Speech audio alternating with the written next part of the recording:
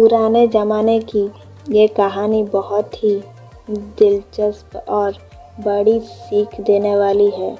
उस ज़माने में राजाओं का राज हुआ करता था। भिन्न भिन्न प्रकार के राजा हुआ करते थे और विभिन्न प्रकार की उनकी आदतें हुआ करती थी।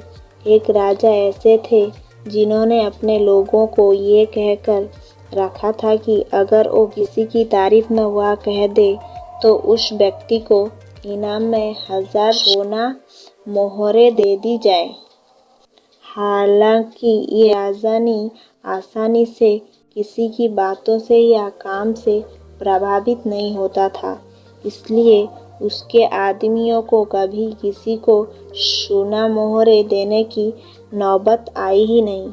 एक बार राजा अपने आदमियों के साथ शिकार करने के लिए जंगल जा रहा था। बीच सफर में एक बूढ़े आदमी का घर आया। राजा ने देखा कि वह बूढ़ा आदमी उम्र में 90 साल से भी ज़्यादा का लग रहा है। उसके हाथ पैर कांप रहे हैं, फिर भी वो बड़ी मेहनत से एक फल देने वाला पेड़ का पौधा अपने घर के बगीचे में लगा रखा था। राजा को उस बूढ़े आदमी को ऐसा करते देख बहुत आश्चर्य हुआ। राजा का सोचना था कि बूढ़ा जो फल का पौधा लगा रहा है उसे अच्छी तरह से बड़े होकर फल देने में कम से कम 10 साल लग जाएंगे। बूढ़े आदमी की हालत देखकर लगता था कि वो शायद ही 1-2 साल और निकाल पाएगा। फिर बूढ़ा आदमी क्यों इतनी मेहनत और तकलीफ उठा रहा है? राजा अपने आदमियों के साथ उन्हें के पास पहुंचा और उनसे यही प्रश्न बूढ़े से किया।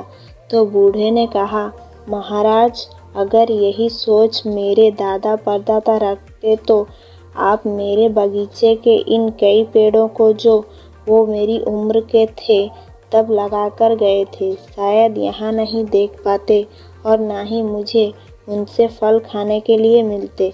जैसे मेरे दादा परदादा ने मेरे बारे में सोचकर उन पौधों को लगाया था, मैं भी अपने बच्चे और बच्चों के बच्चों के ध्यान में रखकर इस पौधों को लगा रहा हूँ। मेरे पूर्वज ने उनका फर्ज अदा किया था, अब मैं मेरा फर्ज अदा कर रहा हूँ।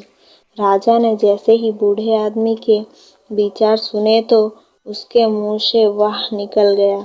राजा के आदमियों ने राजा के मुंह से वाह शब्द सुनते ही उस बूढ़े आदमी को 1000 सोना मोहर की थैली इनाम के रूप में दे दी।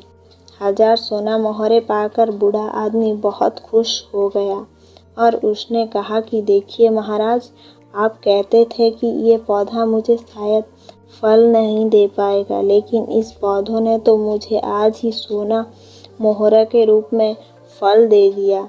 बूढ़े आदमी के सकारात्मक विचारों से प्रभावित होकर राजा ने फिर से 2 बार वाह वाह बोला। राजा के आदमियों को तो आदेश के अनुसार हर वो शब्द के लिए 1000 सोना मोहरें देने थी, इसलिए उन्होंने बूढ़े आदमी को 2000 सोना मोहरें और दे दी।